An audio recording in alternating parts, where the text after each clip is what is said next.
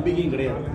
Railway திட்டங்களில் வந்து நீங்கள் கேட்ட கோரிக்கைகளை நிறைவேற்றலை நீங்கள் சொல்லுங்க. ஆனால் சூழ்நிலேசன் துறை வைக்கோ இவங்கெல்லாம் எங்களுக்கு சில கோரிக்கைகள் நிறைவேற்றாங்க. ட்ரெயின்ஸ் பண்ண விட்ருக்காங்க. இப்போ கூட நான் கேட்டேன், ஒரு ட்ரெயின் விட்ருக்காங்க, சில ட்ரெயின் விட்றாங்க. மேஜர் ஸ்கீம்ஸ் வந்து ஒன்றும் அப்படியே கொடுக்கறதுக்கு பவர்ஸ் கிடையாது. சில அவங்க வந்து இதெல்லாம் பை சான்ஸ் நடக்குது, ஸ்பெஷலாக ஒன்றும் பண்ணுறதில்ல.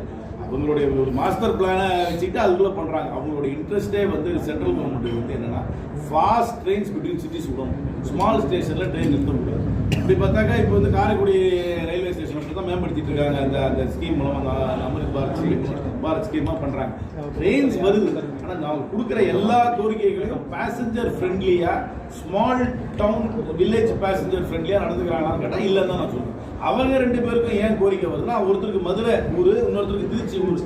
அந்த மாதிரி எனக்கு அந்த மாதிரி ஊர் கிடையாது. எனக்கு அந்த மாதிரி ஜங்ஷனாக இருக்கிறதுக்கு பெரிய மேஜர் ரயில்வே ஸ்டேஷனாக இருக்குது. நான் இருக்கிறது காரைக்குடி, மானாமதுரை, சிவகங்கை தான் வச்சிருக்கேன். அதனால் அவர்களுக்கு வருதுன்னா அவர்களுடைய தனிப்பட்ட அழுத்தத்தால் வரல, அது natural progression of the railway பிளானிங்கில் திருச்சிக்கும் மதுரைக்கும் வருது. மெட்ராஸை விட்டால் திருச்சி, மதுரை, கோயம்புத்தூருக்கு தானே பண்ணி ஆகணும். அதில் வருது, அது நேச்சுரலாக வருது. அது ஒன்றும் அவங்க ஸ்பெஷலாக எம்பிஸோட எஃபர்ட்னால அது வரல.